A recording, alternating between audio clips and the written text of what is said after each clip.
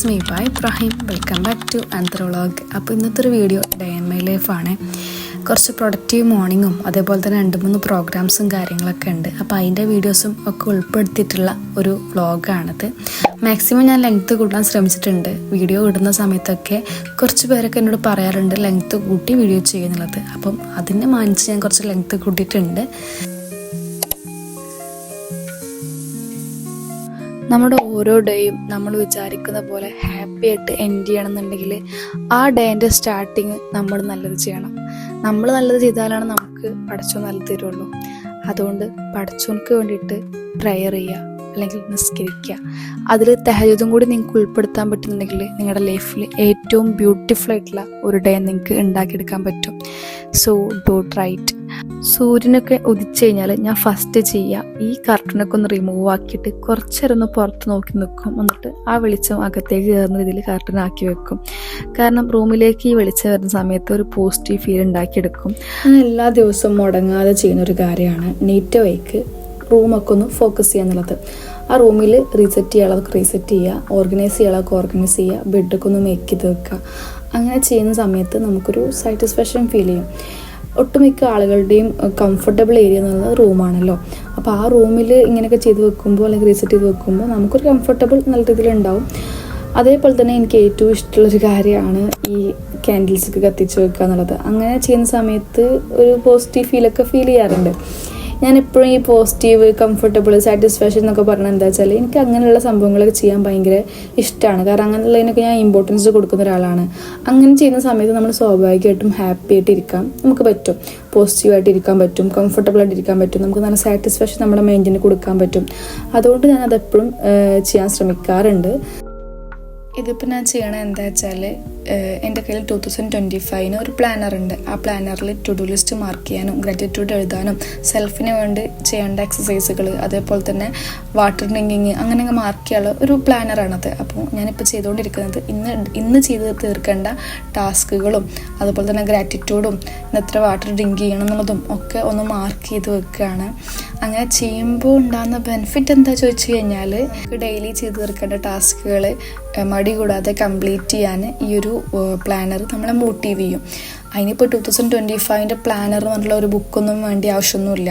നമ്മളെ കയ്യിലുള്ള സാധാ നോട്ട്ബുക്ക് നമുക്ക് യൂസ് ചെയ്തിട്ട് അതിൽ ടു ഡു ലിസ്റ്റും ഗ്രാറ്റിറ്റ്യൂഡും അതുപോലെ ഇങ്ങനെയുള്ള കാര്യങ്ങളൊക്കെ മാർക്ക് ചെയ്യാൻ നമുക്ക് പറ്റും. സോ അങ്ങനെ ചെയ്ത് കഴിഞ്ഞുള്ള ബെനിഫിറ്റ് വെച്ചാൽ പെട്ടെന്ന് ടാസ്കുകൾ കംപ്ലീറ്റ് ചെയ്യാനും നമുക്കൊരു ഓർഗനൈസേഷൻ നമ്മുടെ ലൈഫിൽ കൊണ്ടുവരാനും ഒരു ഡിസിപ്ലിൻ കൊണ്ടുവരാനും നല്ലൊരു ഹാബിറ്റ് ക്രിയേറ്റ് ചെയ്യാനൊക്കെ ഈ ഒരു പ്ലാനറൊക്കെ നമ്മളെ ഹെൽപ്പ് ചെയ്യും. സോ അതൊക്കെ ചെയ്ത് കഴിഞ്ഞാൽ നമുക്ക് എല്ലാതും മടി കൂടാതെ ചെയ്യാൻ പറ്റും. അങ്ങനെയാണ് എനിക്ക് ഫീൽ ചെയ്യാറ്.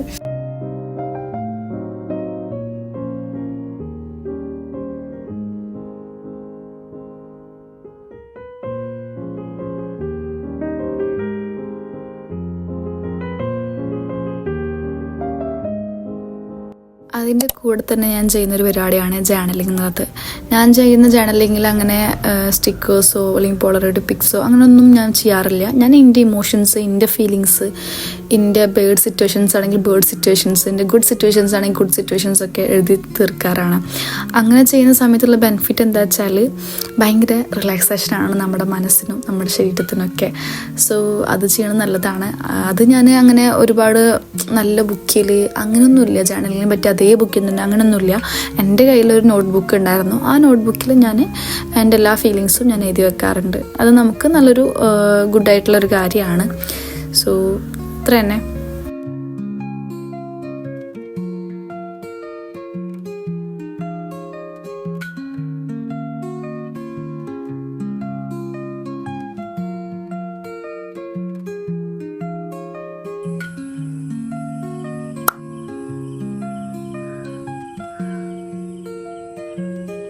ഞാനൊരു ടിപ്പ് എനിക്ക് പറഞ്ഞേട്ടെ. നമ്മളെ മൈൻഡും ബോഡിയൊക്കെ ഒന്ന് റിലാക്സ് ആവണമെന്നുണ്ടെങ്കിൽ രാവിലെ തന്നെ അധികം നേരം വെളുക്കാത്ത ആ സമയത്ത്, അതായത് സൂര്യൻ അധികം ഉദിക്കാത്ത സമയത്ത് തന്നെ ബാൽക്കണിയിലോ സിറ്റൗട്ടിലോ അല്ലെങ്കിൽ വിൻഡോ ഒക്കെ ഒന്ന് തുറന്ന് പുറത്തേക്ക് നോക്കുമ്പോൾ ആ നാച്ചുറൽ സൗണ്ട്സും അതുപോലെ തന്നെ നാച്ചുറൽ അറ്റ്മോസ്ഫിയറൊക്കെ നമുക്ക് നല്ലൊരു പീസ് നമ്മളെ മൈൻഡിന് തരാൻ ഹെൽപ്പ് ചെയ്യും. അതേപോലെ തന്നെ നമ്മളൊന്ന് റീഫ്രഷായി മാറും. എനിക്കങ്ങനെ ഫീൽ ചെയ്തിട്ടുണ്ട്. അപ്പോൾ ഇന്നത്തെ ടു ഡു ലിസ്റ്റുള്ളൊരു സംഭവമാണ് ഡ്രൈവിങ് പഠിക്കുക എന്നുള്ളത്. അപ്പം എനിക്ക് ഓൾറെഡി ഡ്രൈവിങ് അറിയാം, പക്ഷെ ജസ്റ്റ് പ്രാക്ടീസിൻ്റെ കുറവുണ്ട്. അപ്പോൾ റോഡ് രാവിലെ തന്നെ ഫ്രീ ആണല്ലോ, അപ്പോൾ ജസ്റ്റ് ഒന്ന് ഡ്രൈവ് ചെയ്യാമെന്ന് വിചാരിച്ചു.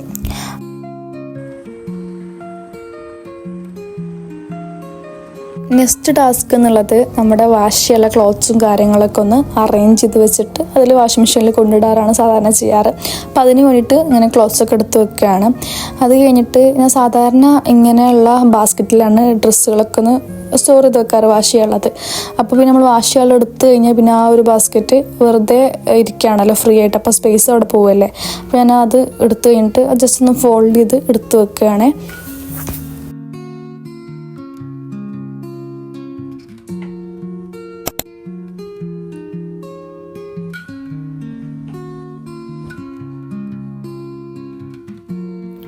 അപ്പോൾ ഡ്രസ്സൊക്കെ ചെയ്ത് നമ്മൾ നേരെ എടപ്പാൾക്ക് പോവാണ്. ഇന്ന് ഫങ്ഷൻസ് ഉണ്ടെന്ന് പറഞ്ഞല്ലോ നേരത്തെ. അപ്പോൾ ഉച്ചയ്ക്കാണ് ഫങ്ഷൻ. അപ്പോൾ പാർട്ടി വെയർ ഒന്നും ഇപ്പോൾ ഇട്ട് തന്നെ പോകണ്ടല്ലോ മോർണിംഗ് തന്നെ. അതുകൊണ്ട് ഞാനൊരു സിമ്പിൾ ഡ്രസ്സ് ഇട്ടേക്കാണ്. വൈറ്റിൻ്റെ മുകളിൽ കുറച്ച് പ്രിൻറ്റഡ് ആയിട്ടുള്ള ഒരു ടോപ്പും അതിക്കൊരു ഗ്രീൻ ഷർട്ടും ഗ്രീൻ ഷാളും പെയർ ചെയ്തിട്ടുണ്ട്. പിന്നെ ഒരു ബ്ലാക്ക് ബാഗും പെയർ ചെയ്തിട്ടുണ്ട്. സോ ജസ്റ്റ് ഔട്ട്ഫിറ്റ് ചെക്കൊക്കെ ചെയ്തിട്ട് നമ്മൾ പോവാണ്.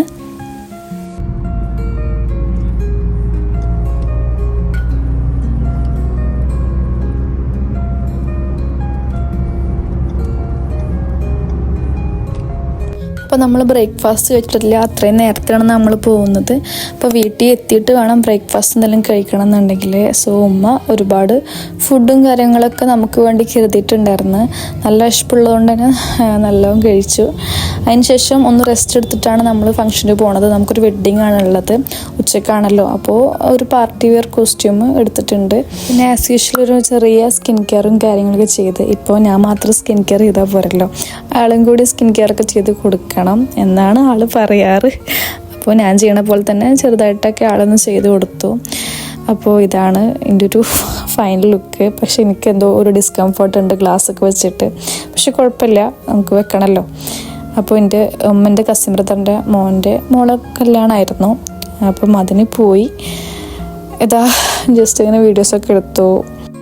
നമുക്ക് ഈ ഒരു ഫംഗ്ഷൻ കഴിഞ്ഞിട്ട് വേറൊരു ഫംഗ്ഷനും കൂടി ഉണ്ടായിരുന്നു. നമ്മളെ ഫ്രണ്ട്സിൽ ഒരാളുടെ ബ്രൈറ്റ് ടു ബി ആണ്.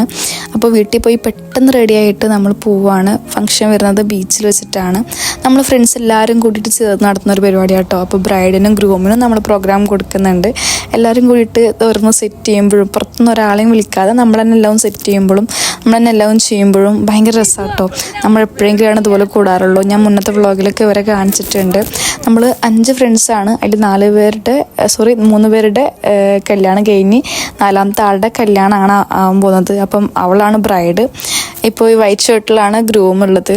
സോ നമ്മൾ ഡ്രസ് കോഡ് ആക്ച്വലി ഒരു ഡെനിം ഷർട്ടും ബോയ്സും നമ്മൾ ഗേൾസ് ഫുൾ വൈറ്റും ആണ് പ്ലാൻ ആക്കിയത്. പക്ഷേ റിതുവിന് ഡെനിമിൻ്റെ ഷർട്ട് ഇല്ലാത്തതുകൊണ്ട് തന്നെ ഒരു ബ്ലൂ ഞാൻ ഒപ്പിച്ചു കൊടുത്തിട്ടുണ്ട്. അങ്ങനെ നമ്മൾ കേക്കൊക്കെ കട്ട് ചെയ്തു, ഫോട്ടോസൊക്കെ എടുത്തു. നെക്സ്റ്റ് നമ്മുടെ പ്ലാന് നല്ലൊരു ഫുഡ് കഴിക്കാൻ പോകുക എന്നുള്ളതാണ്. കാരണം എല്ലാവർക്കും നല്ല വിശക്കുന്നുണ്ടായിരുന്നു, ഉച്ചയ്ക്ക് വന്നതാണല്ലോ.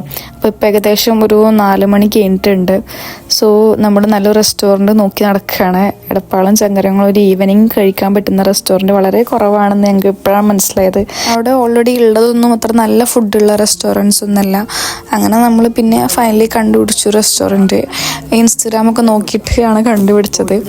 അങ്ങനെ നമ്മൾ ഫുഡൊക്കെ ഓർഡർ ചെയ്തിട്ട് ഇരിക്കുന്നൊരു ടൈമാണിത്. ആക്ച്വലി ഈ ഒരു സമയം ഉണ്ടല്ലോ ഭയങ്കര ബ്യൂട്ടിഫുൾ ആട്ടോ. അനക്കൊന്നും തന്നില്ലല്ലോ, ഇത് വാഴത്ത മണ്ടത്തര പറയുള്ളൂ അറിയാം.